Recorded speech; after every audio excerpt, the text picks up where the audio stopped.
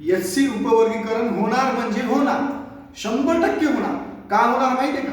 आज आपण महाराष्ट्रामध्ये जर बघितलं तर बीड ते मुंबई लॉंग मार्च चालू आहे. त्यानंतर ते दीपक केदार यांचं आरक्षण बचाव यात्रा चालू आहे. त्यानंतर राहुल डंबाळे यांचं विधान भवनाला घेराव चालू आहे. त्यानंतर उद्या परभणीला धडक मोर्चा आहे. त्यानंतर अकोल्यात मोर्चा निघाला. दादासाहेब शेळके यांच्या नेतृत्वात नांदेडला मोर्चा निघाला.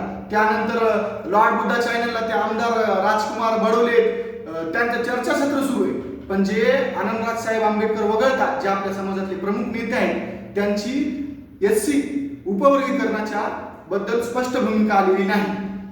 आज आपण बघितलं तर एससी उपवर्गीकरणाच्या विरोधात एकाने आंतरवली सराटीमध्ये आमरण उपोषण केलं. त्याच पद्धतीनं आज आपल्या समाजामध्ये प्रत्येकाला वाटतं मी जरांगे पाटील झालो पाहिजे.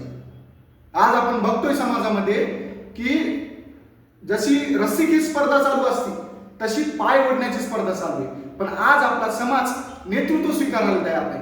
आज जे स्वतःला समाजाचे कैवारी म्हणतात ते गल्लोगल्लीतले तथाकथित स्वतःला राष्ट्रीय अध्यक्ष म्हणणारे मोर्चे काढत आहेत. पण आज समाज एक जणाचं नेतृत्व स्वीकारायला तयार नाही. म्हणून उपवर्गीकरण होणार आणि याचा फायदा कोणाला होणार? हे हाफ चड्डी गँग यांना 100% याचा फायदा होणार. तुम्ही पाहिलेलं आहे यांनी शिवसेना फोडली, यांनी राष्ट्रवादी फोडली, यांनी मराठा ओबीसी मध्ये भांडण लावले. याच पद्धतीने उपवर्गीकरण बी करणार. आज आपण बघतोय की बाबासाहेबांनी आपल्याला काय सांगितलं होतं? शिका, संघटित व्हा आणि संघर्ष करा. पण आज काय करायलो? संघटना बनवायलो. एवढे महाराष्ट्रात मोर्चे काढण्याची गरजच नव्हती. आनंदराज आंबेडकर साहेब जे नेतृत्व करायचे त्यांचं नेतृत्व स्वीकारायला काय हरकत?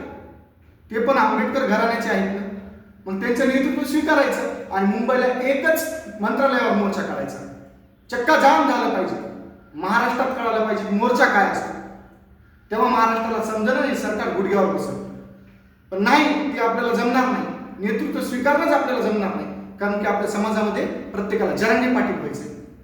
आज मला वामन दादांच्या काही ओळी आठवतात. संघटना हजार झाल्या, नेते हजार झाले, कुणास म्हणावे आपले चेहरे. भीमा तू पाहिलेली स्वप्न पूर्ण झालीत का रे? भीमा तुझ्या मताची माणसं मेलीत का रे? भीमा तुझ्या मताची माणसं मेलीत का रे?